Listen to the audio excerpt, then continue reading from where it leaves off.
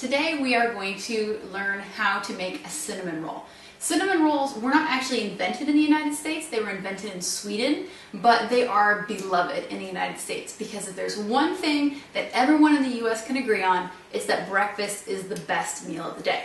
And whether you like something sweet or something savory for breakfast is sort of up for debate, but almost everyone likes cinnamon rolls. We have different names for cinnamon rolls in different parts of the states. So when I'm from the Midwest, so we call them cinnamon rolls there. Down south they call them sticky buns. You can make them with a caramel, without a caramel, with a frosting or without a frosting. And what I'm going to show you today, with yeast or without yeast.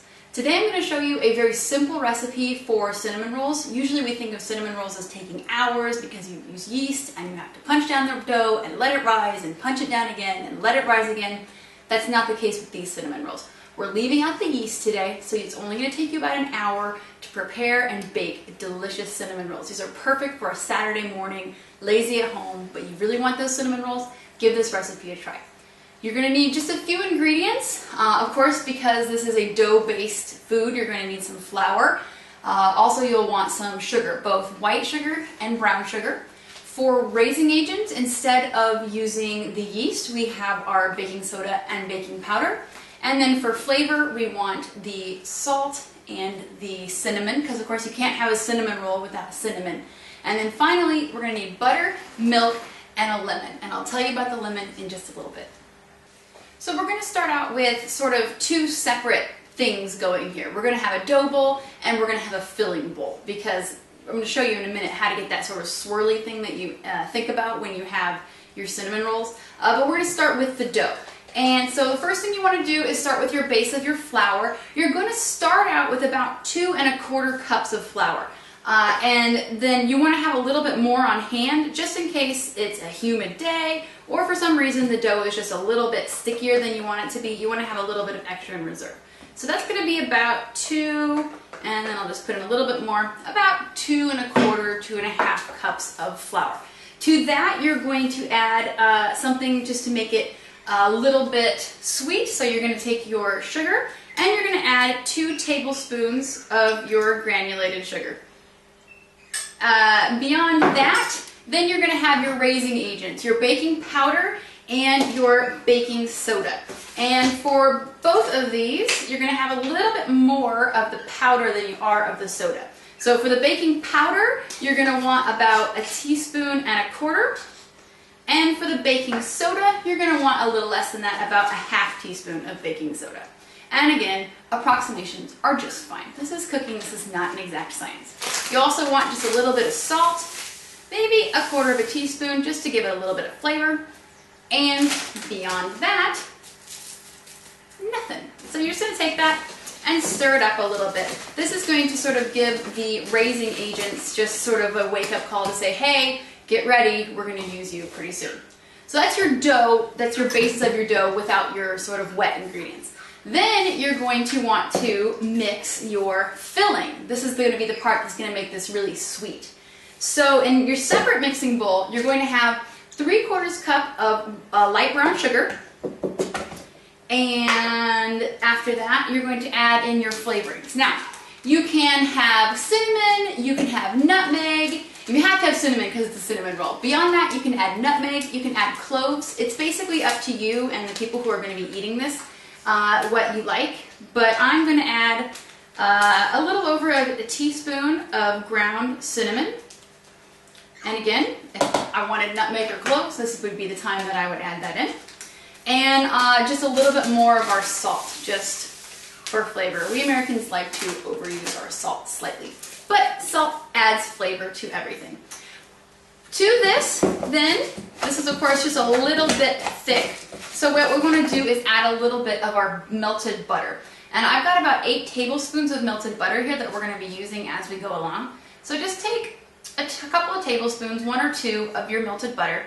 And then you're just going to mix that in with your brown sugar just to make it so that it's wet.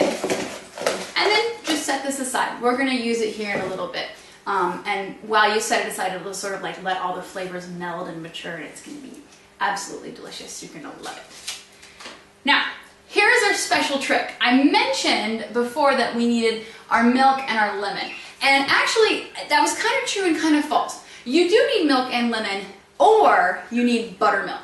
A lot of really good recipes use buttermilk, but buttermilk is not something that a lot of people have on hand. But I bet most people have either milk and a lemon or milk and vinegar. You can use the lemon and the vinegar interchangeably here.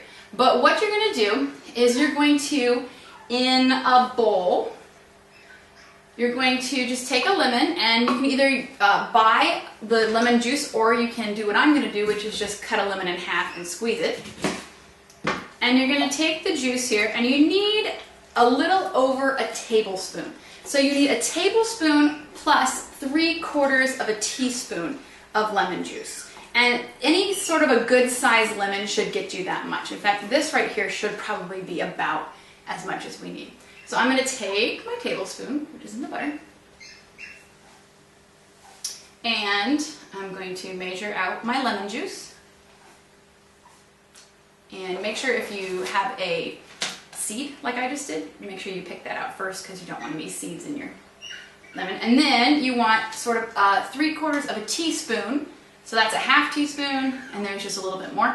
So now I have that. So it's 1 tablespoon plus 3/4 of a teaspoon of lemon juice. To that, I'm going to add my milk.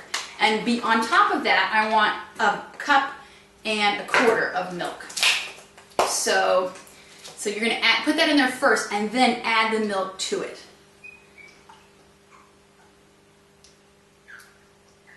And what this is doing is this is actually slightly souring the milk, which is sort of what buttermilk tastes like. It's sort of like a soured milk, but buttermilk is the remnants. When you take heavy cream and you churn it into butter, the cream will actually solidify and take on that buttery, but then there's that liquid left over. That's your buttermilk.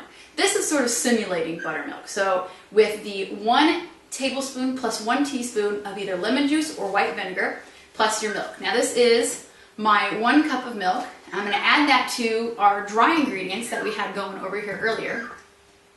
And then I do need another 1/4 cup of milk, so I'm just going to put this in here. So all total you have a 1.25 cups, but you're adding that milk on top of your lemon juice. And then we're just going to take our dough and we're going to stir it up to get it to be the right consistency.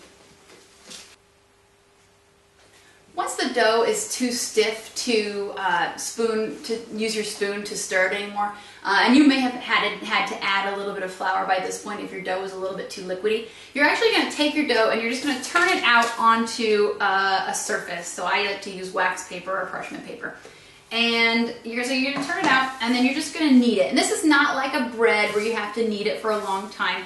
You're really just going to knead it for about 30 seconds to get it to stick together. Now you can see this is still really sticky, so I'm actually going to add quite a bit more flour, probably almost up to a cup extra of flour. And again, it's just a little bit humid here today. We've had rain for the past week, so that's affecting my dough, and that's totally fine. If you have to add more flour, don't worry. It's not going to turn out wrong or bad. It's actually going to be better for the dough if you end up having the right amount of flour. So you don't want your dough to be so sticky that it's really sticking to your hands like mine is. You want it to be able to be incorporated into a nice dough that you can work with. So as you can see, it's already starting to come together a little bit. I probably added maybe a little too much flour here, but that's all right. It'll all work out in the end. What doesn't get incorporated will be used to make so that doesn't stick here in just a minute. So I'm just going to keep kneading this until this gets to the right consistency, and then we'll show you how to finish up your delicious cinnamon rolls. So after 30 seconds to a minute of kneading, you should come up with a dough that looks sort of like this. Pliable and movable, but not so sticky that it's sticking to your fingers. What you're going to do then is you're just going to sort of squish your dough out, and you want to kind of just flatten it a little bit. You can use a rolling pin to help you with this if you want. But you don't want to press too much because you want the rising ingredients, the soda and the powder, to still be able to work. So you're just going to sort of slowly pressing out from the center. You're going to smooth this out so that it gets to be about a ½ inch thick. And I've put in so much flour that it's actually going to sort of behoove me to use my rolling pin here. But hopefully your flour will have, you're not having quite as humid of a day wherever you are, and so that you don't have to sort of take this drastic of a step. Now you're noticing that the dough is automatically springing back, and that's just the type of dough that it is. Different doughs have sort of different characteristics, and this is sort of a nice springy dough. It just means it's going to be extra delicious when we eat it here a little bit. I think I forgot to tell you that you want to have your oven preheated to 425. So if you can find somebody else to roll out your dough for you, go turn your oven on. Or if you haven't started this process yet, go turn it on now in preparation for this. And so you can see I rolled this out to be this just about a half of an inch or just over a centimeter thick. And that's about what you want. So, and you can see that it's kind of a nice rectangle shape, which is going to be helpful in making this. So this is when you want to have your sugar. And you can see that mine has sort of mellowed nicely, but it's still pretty grainy. So I've got a lot of this butter here, and I'm just going to sort of add some more of this melted butter to make this just a little bit more liquidy. And it doesn't have to be like perfectly liquidy, but I just want to make it so that it's just a little bit more user-friendly. Then I'm going to take another part of this. Again, this was about 8 teaspoons, so I'm probably using about 2 teaspoons here if I wanted to actually measure it. And I'm just going to put that on the dough, and I'm just going to sort of put it, and I'm going to make sure that it goes all the way to the edges of the dough. That's important, because that's going to help seal the dough here in just a minute. So once I've done that, then I'm going to take my cinnamon sugar filling, and I'm going to do 2 things. First of all, I'm going to use the remainder of this butter, and I'm going to put it on my pan. This is a 9-inch round cake pan, and one of the things I really like about it is that the bottom actually lifts out. If you don't have that kind of a pan, it's no big deal, it'll be just fine. But I'm putting about a tablespoon of the butter, and I'm just sort of putting it around on the bottom and on the sides. And that's going to help so that the dough doesn't stick quite as badly. And then what I'm going to do is I'm going to take about a quarter to a half of this sugar mixture, and I'm going to sprinkle it on the bottom. This is going to give sort of a nice caramely glaze to our cinnamon rolls.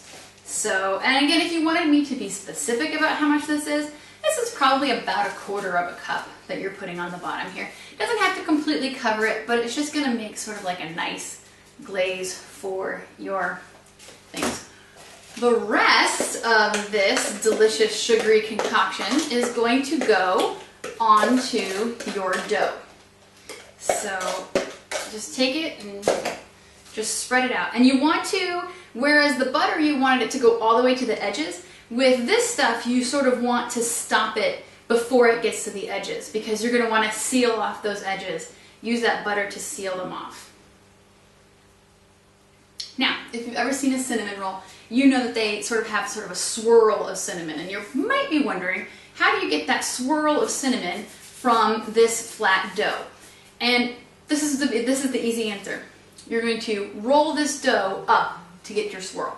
So what you do is you start from one end, and again, you can notice that this is slightly longer than this is, so that's how I know that this is the end I want to start rolling from.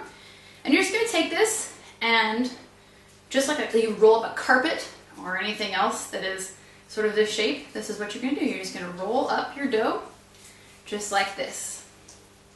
And then at the end, take the end of your dough here and sort of seal it back, and then use that butter to seal everything. Seal your ends down a little bit, seal along the top line, and then your other end. Now, this is the fun part. So, you're going to clean the cinnamon and sugar off of your fingers as best as possible.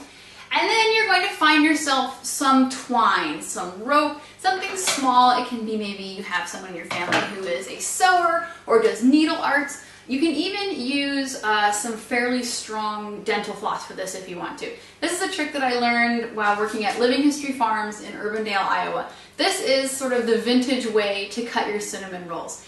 And the reason this is better than using a knife, when you use a knife, you're having to press down into the dough, and you can see if I use this knife, I'm flattening down this dough. I don't want to flatten down this dough, so I'm going to use this string instead, and this is going to help make a clean cut without having to cut through the dough. Now, we want 8 cinnamon rolls. So I'm actually going to cut the middle line first. And so what I've done is I've just put the thread underneath, and I'm just going to crisscross the thread and pull it tight. And here, if I turn this to you, now you can see how you get that beautiful cinnamon roll swirl. And notice I didn't have to put a dent in my beautiful cinnamon roll dough. So again, if I want 8 out of this, I'm going to take this half, and I'm just going to cut it in half again. And then take this smaller section. And again, all I'm doing is just taking the thread and putting it underneath. And you can see I'm getting this beautiful swirl. And do that same for this one. So there's my first 4, and I'll make 4 more out of this. Now, what I'm going to do is I'm just going to take these swirls, and you want the swirl side up, and you're just going to start one there in the middle, and then you're just going to line the edges with them. And once I cut this up, I'll put my other 4 on there, and that's all you have to do. You take this and you put it in your oven at 425 degrees. You bake it for 20-25 minutes until the dough has risen and the tops are getting brown, and you can start seeing the goo that you put in the bottom. Sort of, it'll melt and it'll bubble, and it'll be so good, and it'll smell amazing. And that's all you have to do to make your cinnamon buns. So we would call these actually a sticky bun because of all the cinnamon. But I'll show you how to make the glaze to put them on top to make them a true cinnamon roll. After about 20 to 25 minutes in a 425 degree oven, this is what your cinnamon rolls should look like. So they should be lightly browned along the top, and then the sort of crystallized sugar that we had at the bottom will actually have now become a really nice soft liquid. So what you're going to do is let these cool a little bit. The cooler they are, the nicer your glaze is going to look. If you have to glaze these while they're still warm, chances are they're going to soak up a lot of the glaze. But if you let them cool for a little bit, minimum of 5 minutes, but maybe give them a little bit longer, then you're going to be able to glaze them, and it'll look really pretty.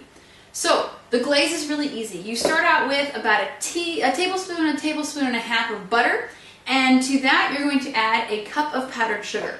This is going to make it, right away it's going to be very lumpy and not at all liquidy, and that's totally fine, but you do want to sort of incorporate the butter into the powdered sugar as well as you can. And then once you have done that, you're going to start adding back in some of the liquids. So you're going to add in your vanilla, somewhere between a teaspoon to a teaspoon and a half, your choice. I like vanilla, so I often add just a little bit more than other people. But if you want to go by the book, you can actually measure. And again, you want like a teaspoon and a half. As you can see, it's starting to get clumpy, which is good because clumpy is the sort of the step before liquidy. So after that, you're going to add in your milk. And truthfully, I have no idea how much milk this is going to take. If I had to guess, maybe a quarter cup, probably less though. So instead of measuring and then having to add more sugar and then more milk and then more sugar, start out just sort of going a dash at a time, and because every time it's going to be different. And so what you're going to want is to get yourself to a sort of a semi-liquid state like this. You want it to be thick enough that it will still sort of do that, but you don't want it, so you don't want it to be too thin, but you don't want it to be so thick that you have to spread it on with a knife either. You sort of want it to have a little bit of the liquid state there. And what you're going to do is you're just going to drizzle this over the top of your cinnamon rolls. So you can do this in a myriad of different ways. The easiest way is to just use whatever it is that you use to spoon it up, just to make sure that it goes evenly across. Try not to spill it out the side like I just did. And that's really all you're going to do. So you're going to add with your cooled cinnamon rolls, and now you've got your delicious powdered sugar glaze over the top of them. So grab a fork, dig out a cinnamon roll, and eat up. Let us know if you tried this recipe, if it works for you. If you have any suggestions on how to make it better, leave us a comment and let us know. Thanks for watching.